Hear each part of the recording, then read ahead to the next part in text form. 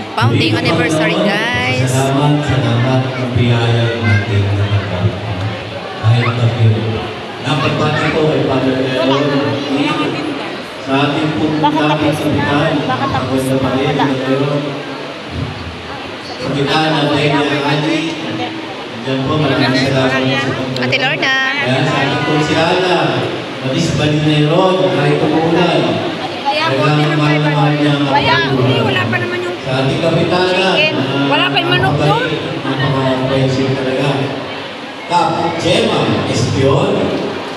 Yan din po sa Kagawad Pepe Espion, Kagawad Queen Espion, Kagawad Elmo Manalo, at sa lahat po ng taga-Perpikutan Happy 53 Founding Anniversary. Walapak naman po tayo dyan. Sabi nga po ni Kapitana kanina, bakit nakatingin ka kay Father Edward? Nasabi ko, pinakikita ko po yung homilya niya. Naalala ko lang ang diyan, hindi po lahat ng gusto natin ay ibibigay. Hindi po lahat ng mahal natin ay mahal din po tayo. Diba? Hindi po lahat ibibigay niya. At gagawa po ang paraan ng Panginoon para maibigay yung para sa iyo. Hindi po tama po ba yun? Ayun, yun po ang totoo. Sa akin lang po, sa Perpikutan, ang iniinit ko lang po, at ulit po ang sinabi ni Father Elon, pagkakaisa sa kabila ng pagkakaiba.